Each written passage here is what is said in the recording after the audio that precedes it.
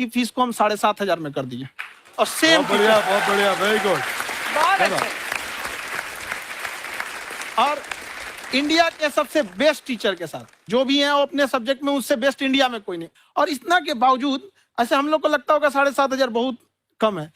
एक लड़की ने कहा कि सर शाम वाले बैच को ना मॉर्निंग में कर दीजिए। हम कहे बाबू तो इतना सबके इंडिविजुअल से तो बैच ट्रांसफर नहीं, क्या प्रॉब्लम है? उसने कहा ना शाम में हमको दूसरे के यहाँ बर्तन मांजने जाना होता है।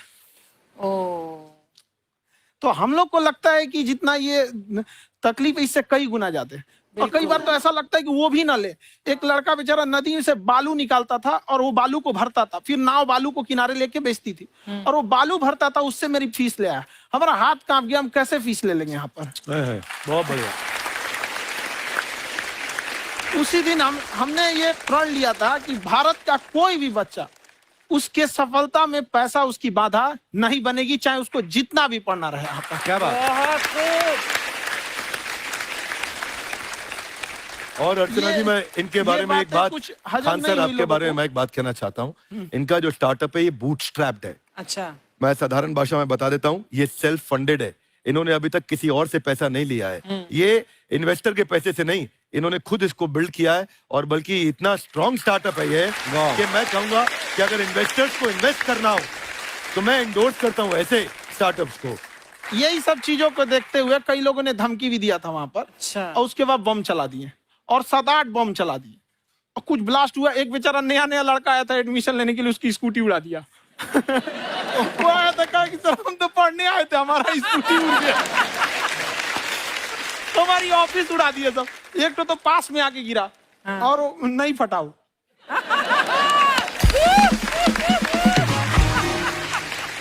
बाद में बहुत सारे लोग धमकियां दिए, लेकिन कहते हैं ना सूरज कितना भी तेज चमक ले समंदर नहीं सुखा सकता। वाह वाह वाह, क्या बात है। मैम एक्चुअली ये फीस कम करने का एक और रीजन है। 2.5 लाख 3 लाख की जो फीस में सब लोग पढ़ाई अफोर्ड नहीं कर पाते। इसलिए वो कुछ ही लोग अफोर्ड कर पाते हैं, तो उनका मेंटल लेवल तो बहुत ऊपर चला जाता है। लेकिन एक पूरे देश का मेंटल लेवल थोड़ा सा स्टेबल नहीं हो पाता। तो जब फीस कम रहेगी तो हर वो लड़का तैयारी करने के लिए आगे आएगा जिसका सपना है देश के लिए कुछ करने का। सीटें लिमिटेड हैं, उन्हें को मिलेगी, लेकिन जिन्हें नहीं मिलेगी उसे मिलेगा देश का एक जिम्मेदार नागरिक। तो इस देश को बदलना। क्या बात है। हम लोग विश्व गुरु कहे जाते थे, क्यों? क्योंकि दुनिया से लोग हमारे यहाँ पढ़ने आए थे। चाइना से ह्वेनसांग आया, फायान आया, आज कोई नहीं आता है। हम लोग का उद्देश्य एक समय आएगा जो फिर आएंगे यहाँ पढ़ने के लिए। क्या बात है। पर आप देखो अर्चना जी, सबसे ज्यादा IPS IAS बिहार से निकलते हैं। आप देखो पढ़ाई लिखाई में पॉलिटिशियन बहुत बड़े बड़े निकले हैं। तो ऐसा नहीं है, हर जगह ऑप्शन भी नहीं है वहाँ पे, इंडस्ट्री नहीं है, खेती करेगा तो कोई खास वो नहीं रहे। ऑप्शन भी नहीं है, सही बात है। बिहार की मिट्टी में एक चीज है, जिद तो बहुत जबरदस्त है। कुछ भी नहीं रहेगा तो सब कुछ पाने का उसको जिद रहेगा, करके भी दिखा देगा। वहाँ पे कर देंगे हम यहाँ पे। विवेक सर, आपके बारे में हमने सुना एक बार आप संन्यास लेने चले गए थे। कौन वापस लेके आया आपको? फिर कहाँ तक पहुंच गए थे आप?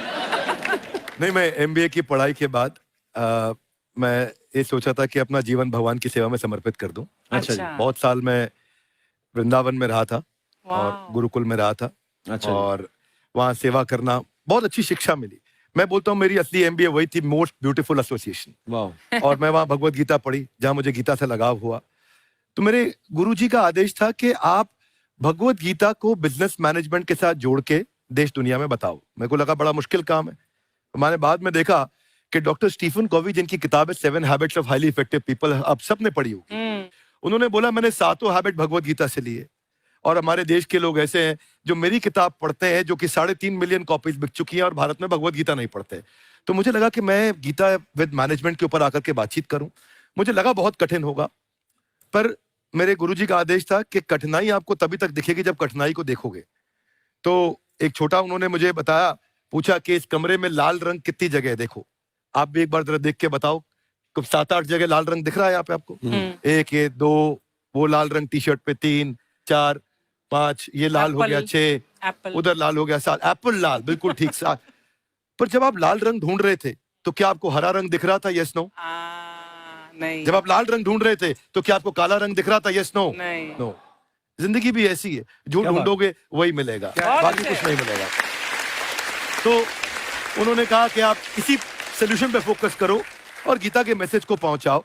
तो मैं बिजनेस मैनेजमेंट के प्रोग्राम्स कॉर्पोरेट्स में करने शुरू किए, क्योंकि गीता पहला मोटिवेशनल सेमिनार जो पृथ्वी के इतिहास में कपिल जी हुआ वो कृष्ण ने दिया था। पहले मोटिवेशनल स्पीकर इस पृथ्वी के इतिहास के कृष्ण थे, जिन्होंने अर्जुन को रणभूमि में मोटिवेट किया था। बड़ी पेशेंस कृष्ण ने अपने लीडरशिप क्वालिटी से दिखाई, वो मुझने मुझे बड़ा इंस्पायर किया, वो चर्चा ने इंस्पायर किया और डिस्कशन ने इंस्पायर किया। तो उस डिस्कशन को मैं आज भी लेके चलता हूं अपने साथ। कहां सर, हमने सुना है आप 5 स्टार में रुके थे कल और नीचे जाके वड़ा पाव खाने गए आप रेहड़ी पे। एक्चुअली क्या है ना कि वहां जो चीजें सीखने को मिलती है ना, खाली पेट और खाली जेब इंसान को जो सिखाते हैं वो किसी यूनिवर्सिटी कॉलेज में नहीं सिखाया जाता। और गरीबी बड़ा बेशरम चीज होती है। तो कहते हैं कि मौत भी तू जल्दी आया कर गरीब के घर में। कफन का पैसा भी खर्च होता है दवाइयां खरीदते खरीदते। हाय हाय हाय, क्या बात है।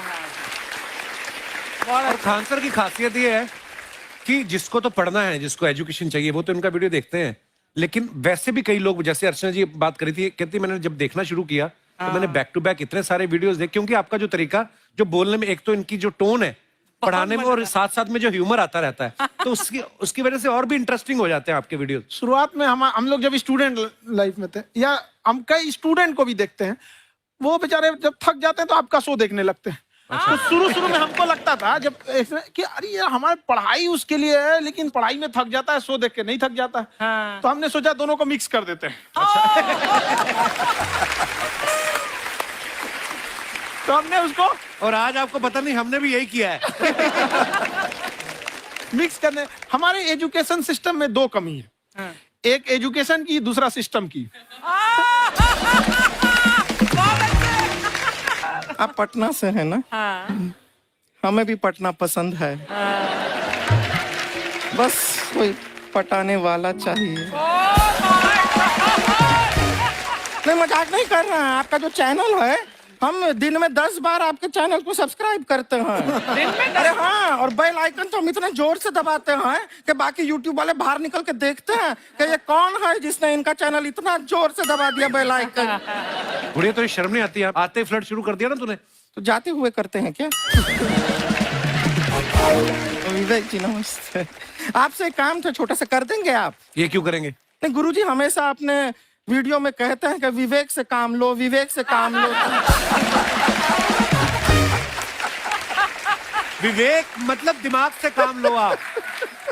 हाँ, तो विवेक जी अपने दिमाग से ही काम लेंगे। बहुत दिमाग है उनके पास। ये देखिए, जो आदमी, आपको हमें बताइए, जो आदमी बिना फिल्म किए कपिल शर्मा शो में आ गया, कितना दिमाग होगा उसके पास। लेकिन एक बात है जिसकी वजह से हम आप तीनों से नाराज हैं। क्यों? क्या बात? हर चीज में मोटिवेट मोटिवेट मोटिवेट क्या होता है? सच कह रहा है, जब भी ये शब्द सुनते हैं हमें लगता है कोई हमें चिढ़ा रहा है। बदल दीजिए ना, खाली मोटिवेट बोलना ही क्यों जरूरी है? कुछ और कीजिए। रोटी वेट, छोटी वेट, पतली वेट, कुछ भी बोलिए, मोटिवेट हटाइए। तो गुड़िया, तू भी एक्सरसाइज किया कर ना, देख डॉक्टर साहब ने कितना वजन कम किया है, तू भी कर ले। ठीक है, फिर मोटिवेट से ही चला लेंगे। लेकिन मोटिवेशन कोई बुरा बात नहीं है। हमारे दादाजी भी वैसे बहुत मोटिवेट करते थे। हाँ, एक बार तो तालाब में डूब रहे थे हमारे दादाजी। हाँ। हमारे पास रस्सी भी था, ट्यूब भी था, फिर भी हम अपने दादाजी को बचा नहीं पाए। क्यों? क्योंकि हमने उनकी ओर तिनका फेंका ना, वही कहते थे डूबते को तिनका का सहारा काफी। नहीं लगा सहारा, दादाजी बुड़बुड़ बुड़बुड़ बुड़बुड़। गुड़िया, तू क्या करने आई इधर? अरे हाँ, हम क्या करने आए हैं एक पूछना था सर। खान सर, ये जो हमारा एक चाचा का लड़का है, उसको क्या है, थोड़ा पढ़ाई में प्रॉब्लम हो रहा है, तो 12वीं का पढ़ाई आप उसको अच्छी तरह करवा के 12वीं पास करवा देंगे आप? करवा देंगे, वेरी गुड, बात कर लेते हैं। हाँ, राम सरोवर, देखो हमारा बात हो गया है। ये 10वीं जो तुमसे नहीं दिया जा रहा है वो नहीं देना है।